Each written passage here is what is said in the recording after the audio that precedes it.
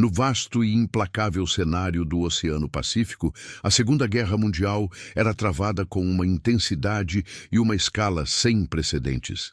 Este teatro de operações, caracterizado por suas imensas distâncias e inúmeras ilhas estratégicas, exigia não apenas bravura e sacrifício, mas também uma constante busca por inovação tática e tecnológica.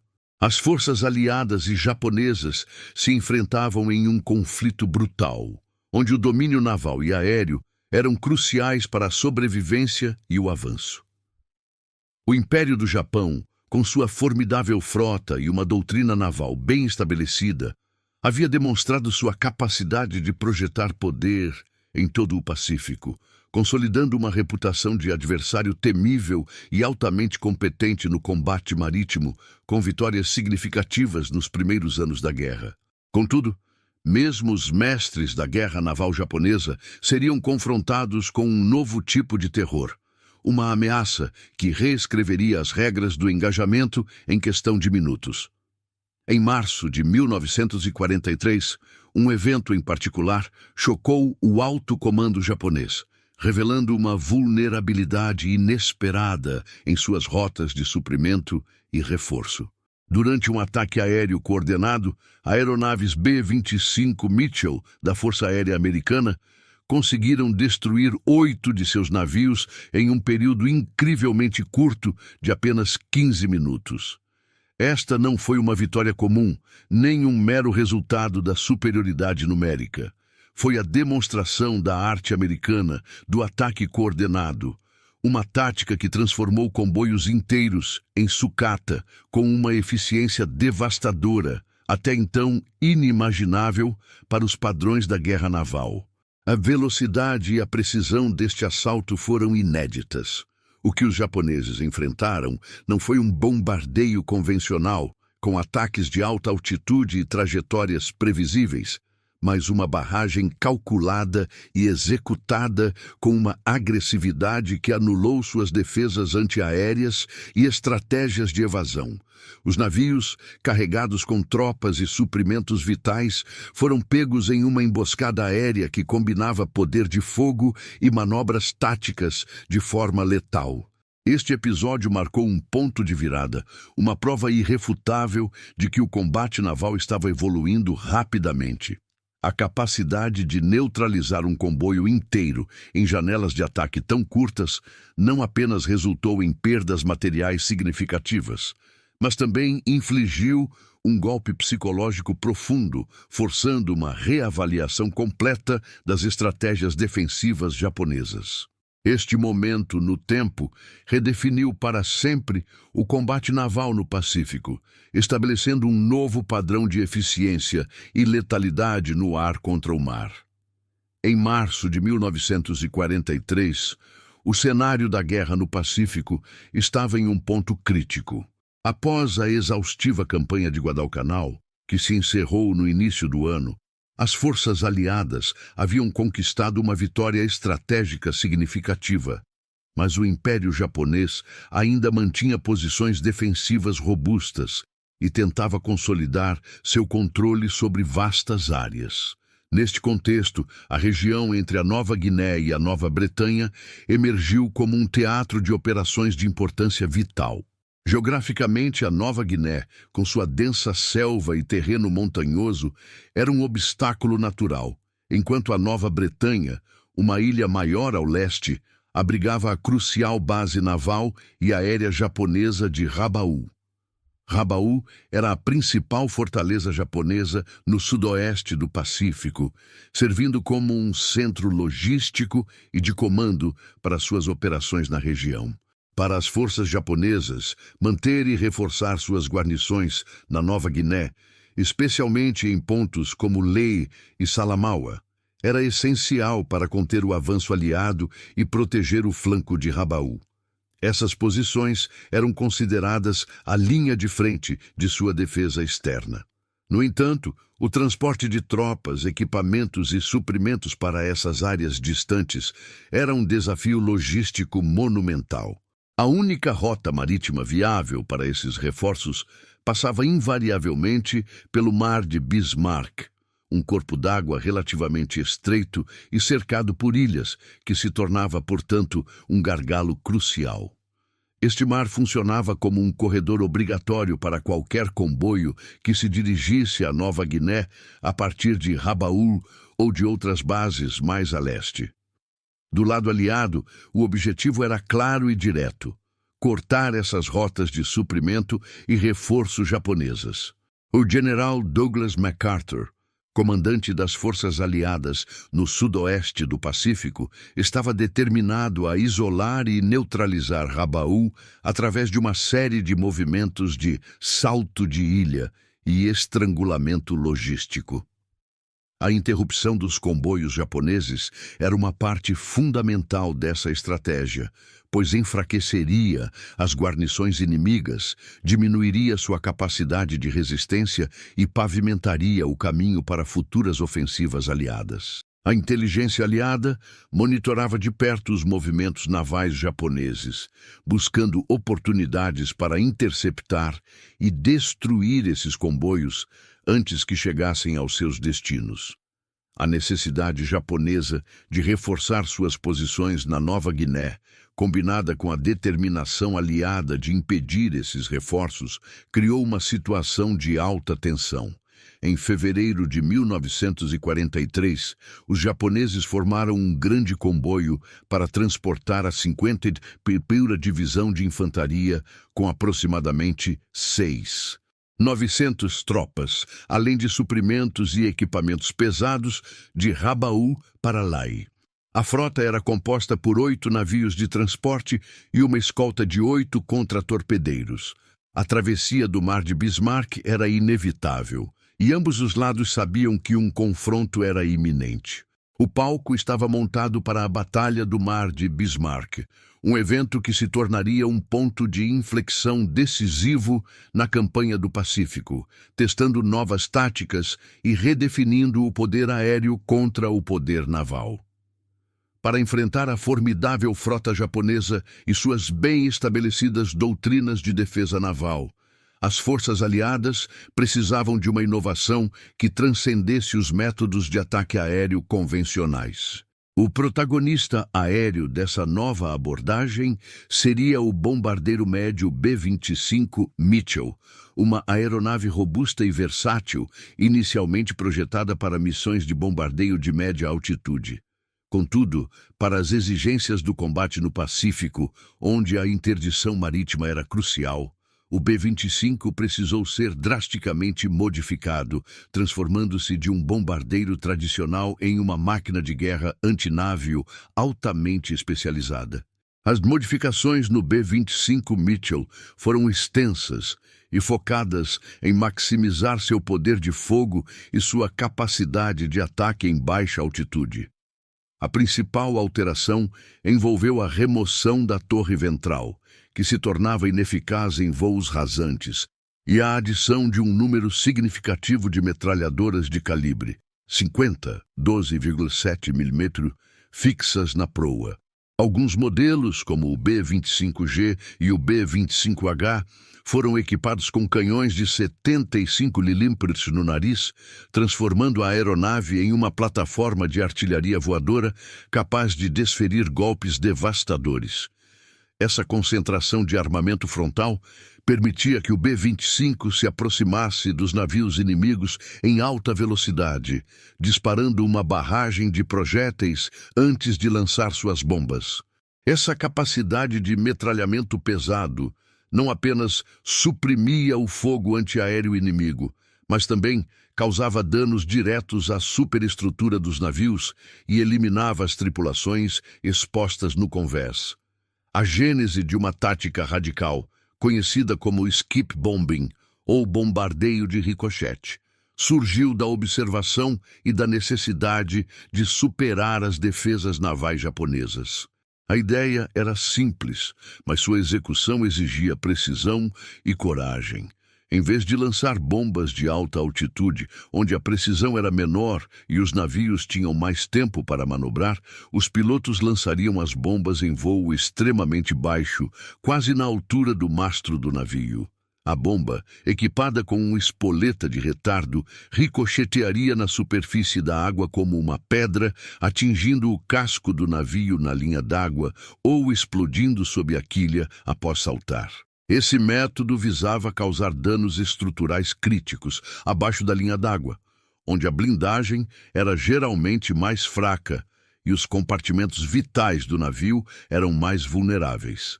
A técnica do skip bombing era empregada em conjunto com o metralhamento de baixa altura e, crucialmente, com o apoio de bombardeiros de mergulho e caças.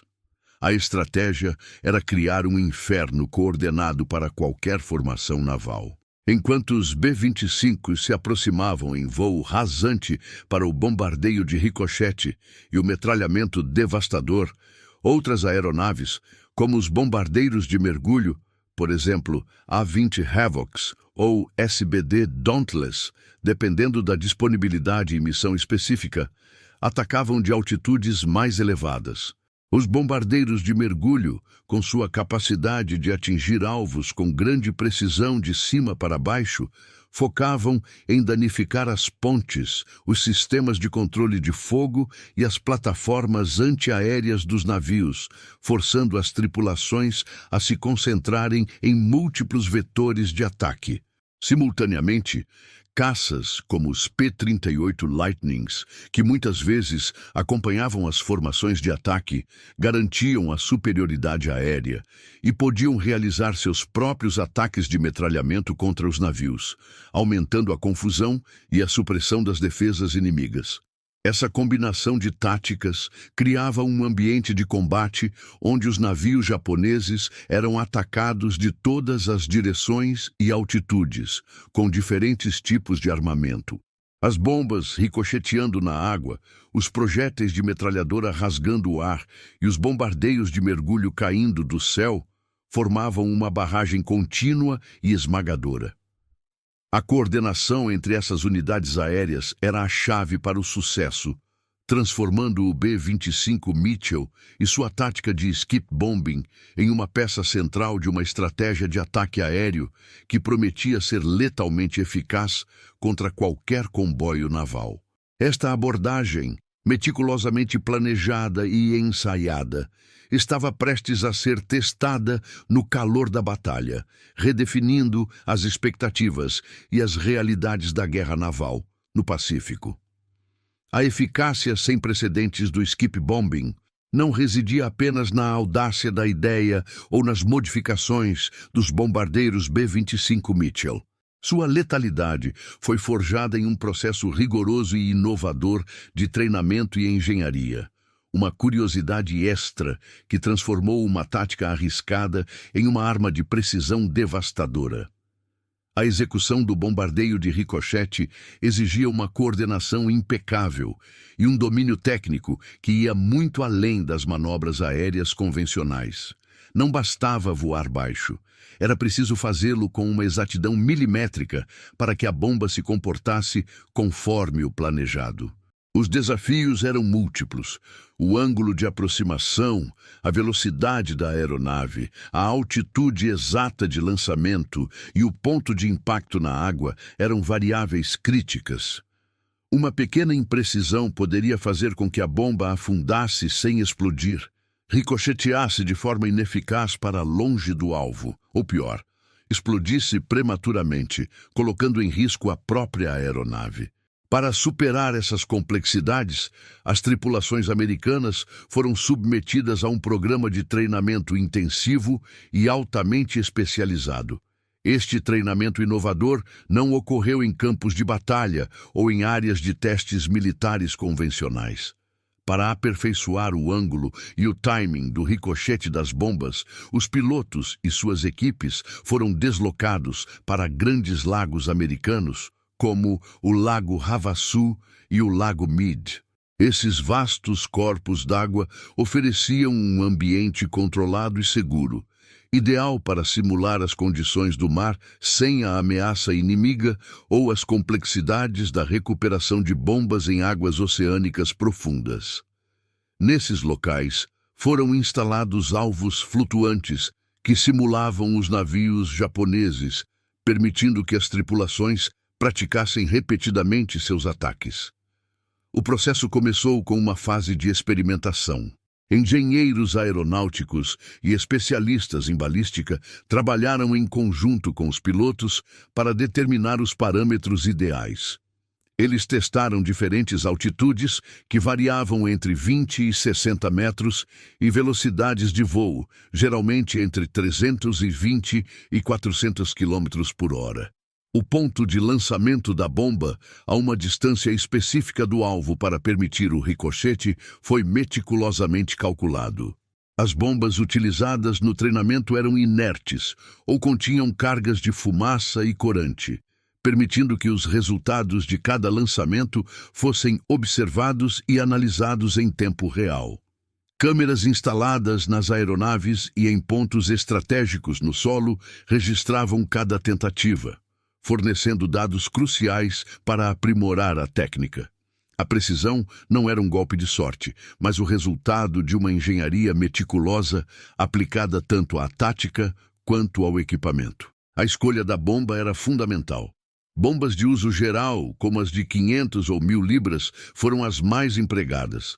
No entanto, o elemento crítico estava na espoleta de retardo. Sem um retardo adequado, a bomba explodiria no momento do impacto com a água ou o casco do navio, dissipando sua energia na superfície. A engenharia de espoletas de retardo foi aprimorada para garantir que a bomba penetrasse na água, ricocheteasse e explodisse sob a quilha do navio, onde a blindagem era mais fraca e os danos seriam catastróficos para a estrutura e compartimentos vitais. Essa detonação subaquática criava uma bolha de gás que, ao se expandir rapidamente, exercia uma enorme pressão sobre o casco, quebrando-o ou causando inundações incontroláveis. O treinamento envolvia incontáveis horas de prática calculada. As tripulações repetiam as manobras de aproximação, lançamento e evasão centenas de vezes. Cada membro da tripulação tinha um papel definido e crucial. O piloto mantinha a altitude e a velocidade exatas. O navegador calculava o ponto de lançamento e os artilheiros estavam prontos para suprimir o fogo antiaéreo inimigo durante a aproximação. A coordenação era ensaiada até se tornar um reflexo. Essa repetição exaustiva em condições simuladas permitiu que os pilotos desenvolvessem uma intuição para o voo rasante e a precisão necessária, transformando uma ideia audaciosa em uma tática letalmente eficaz e replicável em combate real. Ao final do treinamento, as tripulações não apenas dominavam a técnica do skip bombing, mas também compreendiam profundamente os princípios aerodinâmicos e balísticos que a governavam. A confiança em suas habilidades e na engenharia por trás da tática era palpável. Eles estavam prontos para enfrentar as defesas navais japonesas com uma arma que não apenas infligiria danos físicos, mas também um choque psicológico. A preparação meticulosa nos lagos americanos garantiu que, quando confrontados com o inimigo no vasto Pacífico, a precisão não seria uma questão de acaso, mas de um domínio técnico arduamente conquistado, pronto para redefinir o combate aeronaval. A doutrina naval japonesa, forjada ao longo de décadas e aperfeiçoada em conflitos anteriores, baseava-se em uma premissa de combate que, embora eficaz em muitas situações, se mostraria fatalmente desatualizada diante da inovação tática americana. Tradicionalmente, as formações navais japonesas estavam preparadas para enfrentar ataques aéreos de naturezas específicas, bombardeios de alta altitude, onde as aeronaves lançavam suas cargas de grande altura, e ataques de torpedeiros, que se aproximavam em altitudes médias para liberar seus armamentos. Para essas ameaças, a Marinha Imperial Japonesa havia desenvolvido defesas antiaéreas robustas e estratégias de evasão consideradas eficientes. Os navios japoneses eram equipados com uma variedade de armamentos antiaéreos, incluindo canhões de 127 milímetros de duplo propósito, capazes de engajar alvos aéreos em altitudes elevadas, e um grande número de canhões automáticos de 25 milímetros, projetados para criar uma barragem de fogo contra aeronaves em altitudes mais baixas, mas ainda assim, dentro de um envelope de engajamento que permitia tempo de reação. A doutrina de defesa antiaérea enfatizava a criação de uma zona de fogo concentrado em torno do comboio, visando abater os atacantes antes que pudessem liberar suas armas. As manobras de evasão dos navios eram igualmente planejadas para desviar de bombas que caíam de cima ou de torpedos que se aproximavam da superfície da água, exigindo um certo tempo de percepção e resposta para serem eficazes. A velocidade e a capacidade de curva dos navios eram usadas para apresentar o menor perfil possível aos atacantes e evitar a trajetória das armas lançadas. Contudo, o que as formações navais japonesas encontraram no Mar de Bismarck foi uma abordagem radicalmente diferente, que anulava completamente suas expectativas e suas defesas estabelecidas. Em vez dos ataques previsíveis de alta altitude ou das aproximações mais lentas dos torpedeiros, eles foram confrontados com uma barragem de precisão rasante e uma agressividade americana sem precedentes. Os bombardeiros B-25 Mitchells, voando a alturas de apenas alguns metros acima da superfície da água, surgiam no horizonte em altíssima velocidade, quase ao nível do mastro dos navios, lançando suas bombas em ricochete e varrendo-os com vezes com um fogo intenso de metralhadoras de calibre 50 e, em alguns casos, canhões de 75 milímetros. Essa nova abordagem tática pegou os japoneses completamente desprevenidos, criando um choque tático e psicológico devastador. Os canhões antiaéreos de 127 milímetros, projetados para alvos de alta altitude, tinham dificuldade em deprimir suas torres o suficiente e em rastrear aeronaves que voavam tão baixo e rápido. Seus sistemas de controle de fogo, muitas vezes manuais ou com tecnologia de mira limitada para alvos de superfície, não conseguiam travar nos B-25s que se aproximavam em velocidades vertiginosas. Os canhões de 25 milímetros, embora mais adequados para alvos de baixa altitude, eram sobrepujados pela velocidade e pelo volume de fogo dos atacantes. A capacidade das aeronaves americanas de suprimir o fogo antiaéreo japonês com suas próprias metralhadoras de proa era um fator crucial. As tripulações dos canhões antiaéreos eram forçadas a se abrigar ou eram diretamente atingidas, silenciando as defesas. Além das limitações técnicas do armamento, a velocidade e a natureza do ataque coordenado deixaram as tripulações japonesas com pouquíssimo tempo de reação. As bombas que ricocheteavam na água e explodiam sob a quilha dos navios, ou os projéteis de metralhadora que rasgavam a superestrutura, aconteciam em questão de segundos após a detecção visual da aeronave. Não havia tempo para manobras evasivas significativas.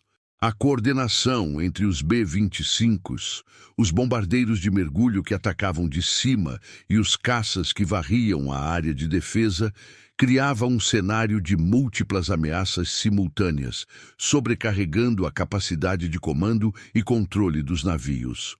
Os comandantes japoneses não conseguiam priorizar os alvos ou coordenar uma resposta eficaz, resultando em caos e desorganização. A cegueira do inimigo não era uma falha de coragem, mas uma falha de expectativa e adaptabilidade tática.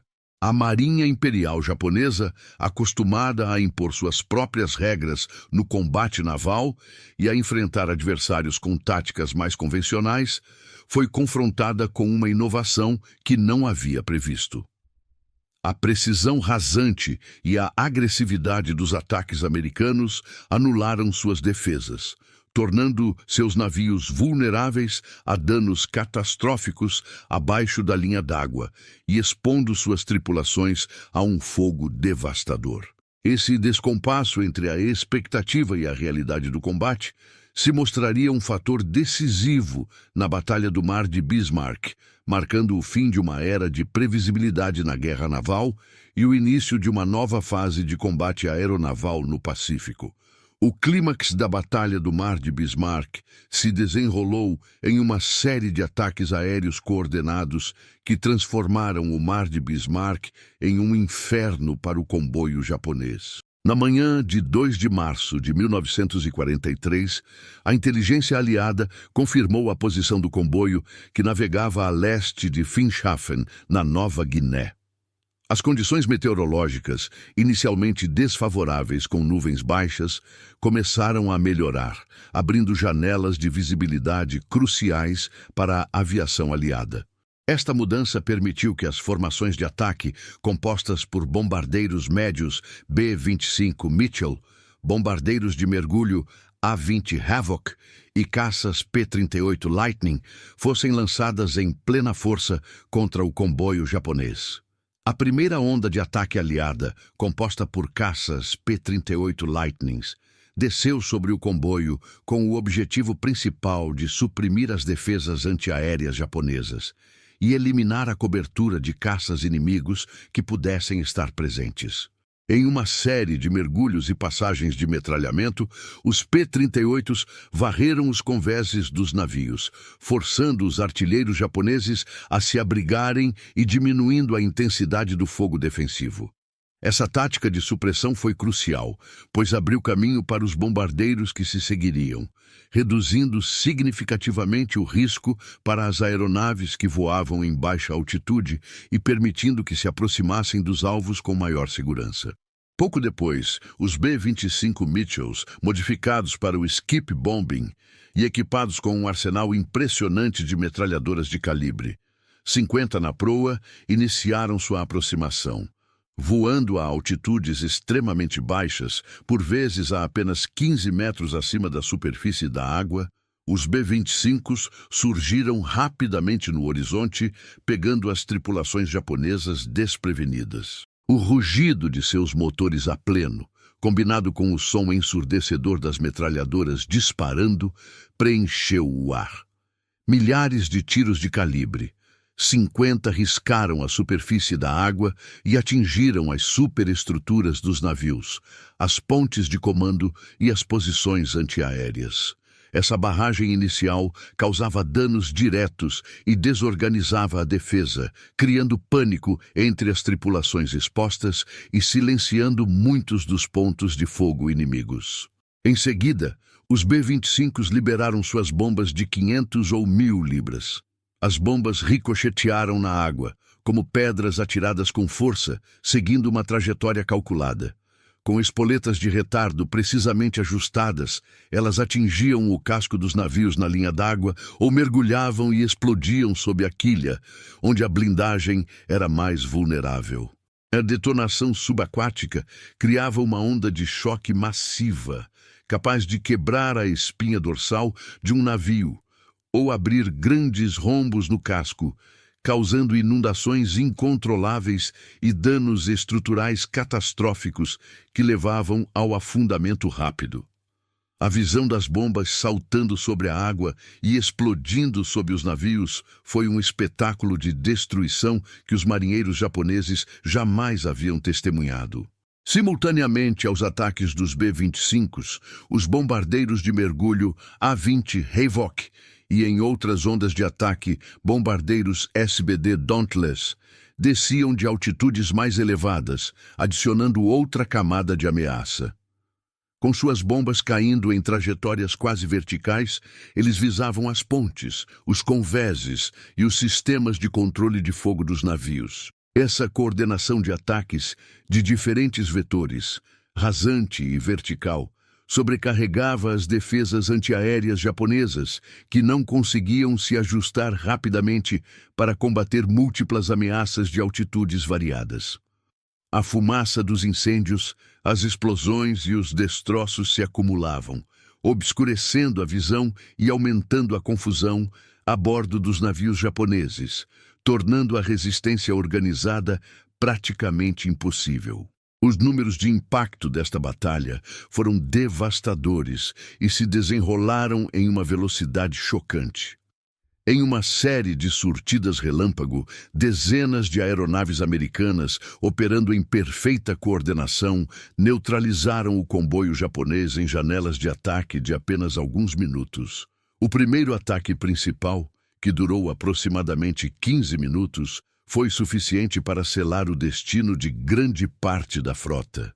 Durante este período frenético, múltiplos transportes e escoltas foram afundados ou gravemente danificados. Em apenas 15 minutos de fúria calculada, os bombardeiros B-25, apoiados por caças e bombardeiros de mergulho, conseguiram destruir 8 dos 8 navios de transporte que compunham o comboio japonês. Além dos transportes, 4 dos 8 contra-torpedeiros de escolta foram também afundados ou gravemente danificados nos ataques subsequentes ao longo do dia 3 de março, enquanto tentavam resgatar os sobreviventes.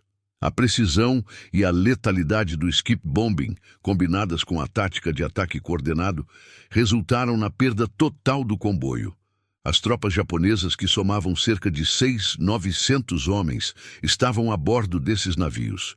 A maioria delas, juntamente com todo o equipamento e suprimentos vitais, foi perdida no mar, transformando o reforço tão necessário em um desastre humanitário e logístico de proporções gigantescas para o Japão. A Batalha do Mar de Bismarck se tornou um exemplo brutal da eficácia do poder aéreo moderno contra formações navais desprotegidas e com táticas defensivas desatualizadas. A rapidez da destruição, com 8 navios de transporte eliminados em meros 15 minutos de um ataque concentrado, demonstrou a capacidade sem precedentes das forças americanas de desmantelar um comboio inteiro, reescrevendo as regras do combate naval e consolidando a supremacia aérea aliada na região do Pacífico. A Batalha do Mar de Bismarck, com sua brutalidade e a velocidade da destruição, gerou consequências imediatas e de longo alcance que alteraram fundamentalmente o curso da guerra no Pacífico Sudoeste. A perda total do comboio japonês representou um golpe devastador para os esforços de guerra do Império. Os 8 navios de transporte, que levavam a 51ª Divisão de Infantaria e seus suprimentos vitais, foram todos afundados. Além disso, 4 dos 8 contra-torpedeiros de escolta foram igualmente destruídos ou gravemente danificados. Este desastre resultou na perda de aproximadamente 6.900 soldados japoneses, juntamente com todo o seu equipamento pesado, munições, alimentos e suprimentos médicos. Para o Japão, foi uma catástrofe logística e humana de proporções gigantescas, comparável em impacto a grandes derrotas navais ou terrestres. A consequência mais direta e estratégica foi a quebra irremediável da rota vital de reforço japonesa para a Nova Guiné. Esta rota marítima, que se estendia de Rabaul, na Nova Bretanha, até os portos de Lae e Salamaua, na Nova Guiné, era a principal artéria logística para as guarnições japonesas na ilha. A manutenção dessas posições era crucial para a defesa externa de Rabaul e para conter o avanço aliado. Contudo, a destruição completa do comboio no Mar de Bismarck demonstrou de forma inequívoca que o transporte de grandes formações navais e de tropas por essa via não era mais seguro. A superioridade aérea aliada, combinada com as novas e eficazes táticas de ataque, tornara o Mar de Bismarck um corredor mortal para qualquer navio de superfície japonês. Os comandantes japoneses foram forçados a reconhecer que não podiam mais arriscar comboios de grande porte nessa região, sob pena de sofrer perdas igualmente catastróficas. Essa vitória aérea consolidou o domínio aliado nos céus da Nova Guiné, estabelecendo uma supremacia aérea que teria ramificações profundas na campanha terrestre e naval subsequente. Antes da batalha, as forças aéreas aliadas já eram ativas na região, mas a Batalha do Mar de Bismarck provou sua capacidade esmagadora de interdição. Os caças P-38 Lightnings e os bombardeiros B-25 Mitchells e A-20 Havocs mostraram que podiam operar com eficácia letal contra alvos navais, mesmo quando defendidos. A incapacidade dos caças japoneses de proteger o comboio e a ineficácia das defesas antiaéreas dos navios contra as táticas de skip bombing e metralhamento rasante cimentaram a percepção de que o controle do ar era agora um fator decisivo para o sucesso ou fracasso de qualquer operação naval na área. O impacto dessa consolidação do poder aéreo aliado foi imediato na campanha da Nova Guiné. Sem a possibilidade de receber reforços e suprimentos por via marítima, as guarnições japonesas em Lae, Salamaua e outras posições na ilha foram efetivamente isoladas. A capacidade de resistência dessas tropas foi severamente comprometida, pois se viram sem a perspectiva de novas tropas, armamentos pesados ou reabastecimento contínuo. Isso facilitou enormemente a estratégia de salto de ilha do general Douglas MacArthur, que visava contornar e isolar as fortalezas japonesas em vez de atacá-las frontalmente a um custo elevado.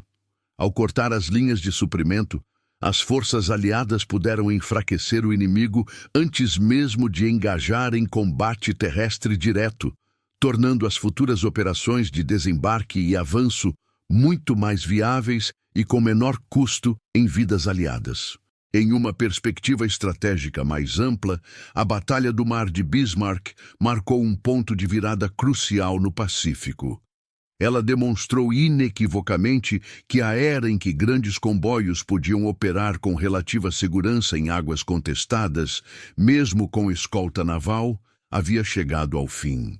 A Marinha Imperial Japonesa foi forçada a reavaliar completamente suas estratégias logísticas e de transporte, aumentando a dependência de métodos mais arriscados e menos eficientes, como o uso de submarinos para suprimentos limitados ou o transporte aéreo, que também era vulnerável e de capacidade restrita.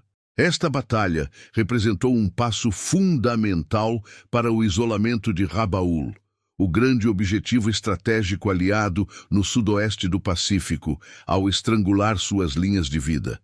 A vitória aliada no Mar de Bismarck não foi apenas uma vitória tática avassaladora, mas um catalisador para uma mudança estratégica maior, acelerando o declínio japonês na região e consolidando a iniciativa aliada em todo o teatro de operações. A Batalha do Mar de Bismarck, com sua destruição fulminante em apenas 15 minutos, não foi meramente uma vitória tática para as forças aliadas. Ela representou um divisor de águas, uma reescrita completa das regras da guerra naval. A frase 15 minutos de fúria calculada encapsula a essência deste confronto. A agressividade implacável dos atacantes foi intrinsecamente ligada a um planejamento meticuloso e uma execução precisa, demonstrando que a engenharia e o treinamento americanos haviam, de fato, redefinido o combate no mar. O cerne dessa revolução tática residia na inovação do skip bombing e nas modificações do bombardeiro B-25 Mitchell. Longe de ser uma improvisação, essa técnica de bombardeio de ricochete foi o resultado de uma engenharia aeronáutica e balística aplicada com rigor. A adaptação dos B-25 para carregar um arsenal de metralhadoras de calibre 50 na proa e, em alguns casos, canhões de 75 milímetros, transformou o avião em uma plataforma de ataque antinávio sem precedentes, capaz de suprimir defesas e infligir danos estruturais devastadores. Essa capacidade de inovar, de repensar o uso de equipamentos existentes para atender a novas exigências do campo de batalha, foi um fator decisivo. Contudo, a engenharia por si só não seria suficiente sem o treinamento especializado que a acompanhava. A curiosidade extra dos lagos americanos, onde as tripulações praticaram exaustivamente o ângulo e o timing do ricochete das bombas, foi fundamental. Essas incontáveis horas de simulação e aperfeiçoamento garantiram que a precisão em combate não fosse uma questão de sorte, mas de domínio técnico. Os pilotos aprenderam a voar a poucos metros da superfície da água, a liberar suas cargas com exatidão milimétrica e a coordenar suas manobras de evasão, transformando uma tática arriscada em uma operação de alta eficácia e letalidade. A impecável coordenação entre os diferentes tipos de aeronaves, os caças P-38 Lightnings suprimindo as defesas, os B-25s realizando o skip bombing e os bombardeiros de mergulho, A-20 Havocs atacando de cima, criou um cenário de ameaças múltiplas que sobrecarregou completamente a doutrina defensiva japonesa. A incapacidade dos navios japoneses de se adaptar a essa ameaça multidimensional, vinda de múltiplas altitudes e com diferentes tipos de armamento, sublinhou a obsolescência de suas expectativas de combate e a vulnerabilidade de suas defesas. A Batalha do Mar de Bismarck marcou, portanto, uma nova era na guerra aeronaval.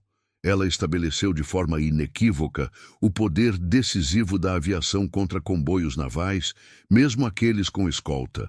A partir deste ponto, o domínio aéreo tornou-se uma precondição para o sucesso de qualquer operação naval de grande escala no Pacífico. A adaptabilidade e a engenhosidade demonstradas pelas forças americanas não apenas asseguraram uma vitória estratégica vital na Nova Guiné, mas também serviram como um testamento da capacidade humana de inovar e evoluir em tempos de conflito.